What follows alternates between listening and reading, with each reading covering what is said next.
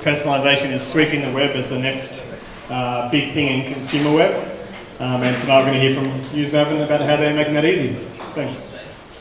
Thanks, Nathan. Hi everyone, my name is Shaya, and together with my co-founder Herb, I am hugely excited to be here talking about our business, Newsmaven, tonight. So, what is Newsmaven? Well, put simply, we allow content publishers to generate more revenue. It's an embedded widget that provides highly specific, highly tailored recommendations on what to read next at the foot of each article. Now you might be thinking, why is this a big deal? Well, it turns out that content publishers, like Pando Daily, like TechCrunch, spend a lot of time and money getting people to come to their site, yet they have very few opportunities to get or convince people to stick around. And what Newsmaven does is it makes that content stickier. The stickier the content is, the longer people spend on their site. And the longer people spend on their site, the more opportunities they have to monetize that time. Now, of course, there are a number of people playing in this space, but we think this is great because not only have they validated our market, but they've also devoted a lot of their own time and energy educating our users on the benefits of using technologies such as Newsmaven. But we're looking at it from an entirely different angle. So 3 things that we do that our competitors don't is that we provide customer feedback to all of our customers, regardless of their size. So you don't need 500,000 UBs to come talk to us. We can help optimize for anyone.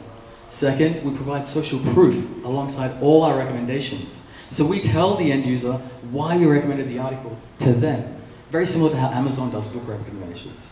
And last is our culture engine, which is our secret sauce. It's a real-time rules engine which really understands regional nuances. But we're not just stopping there. Next up, we're building focal point detection. So it automatically detects faces in images and really brings out the emotion in those images for any form factor, significantly driving click-through rates. And imagine going to ESPN.com and the entire front page is personalized specifically for you. It's a pretty crappy photo, so. So how are we doing so far? So far, we're serving 250,000 recommendations a week with an average click-through rate between 3.3 and 7.78%. And we're working with some of Australia's largest publishers right now. So let me wrap up by telling you a little bit about us. Herb and I are both engineers, which is why I'm terrible at speaking. We've both been working together for over a decade. Herb has a bit of a mathematics background as well. And on our board of advisors, we're very grateful to have both Dr. Suresh Sood and Steven Stenica. Suresh was an ex-senior vice president at Reuters, has plenty of big data expertise. And Steny was the technical co-founder of Yahoo Australia and New Zealand, and has a ton of practical ad server implementation expertise as well. So on behalf of myself and my co-founder Herb, please do come grab us after the presentations, and we'd love to chat. Cheers.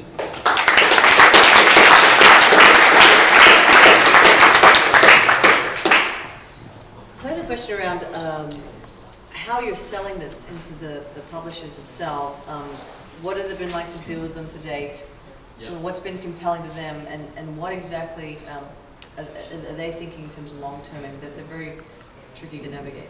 Yeah, so this is a great question. So what we're doing is, it is very difficult to get the large publishers to rip out our competitors. But the angle we're taking is that we go to people like Fairfax and say, hey, there's a spot on your site that you're currently not monetizing. Why don't we help you with our specific format? We can tailor that to whatever their needs are, which is very different to what Outbrain does. So Outbrain gives you a blanket box with, I mean, obviously they have some configuration parameters, but we can work ourselves into anything, anywhere on their template. And they're pretty happy with that because there's plenty of empty space between ads at the foot of each article that they're happy to monetize. So that's the angle that we've been taking. So we've basically gone through, looked at who's using Outbrain or their competitors right now, and then approached them, and they're more than happy to talk to us.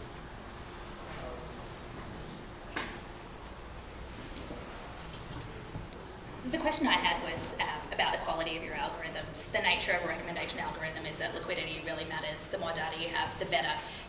As you said, Outbrain is the titan in the space. Can the quality of your recommendation ever match theirs? Yeah, so recommendations are really subjective. It's almost impossible to, it's like telling someone a blind, Pepsi versus Coke kind of test.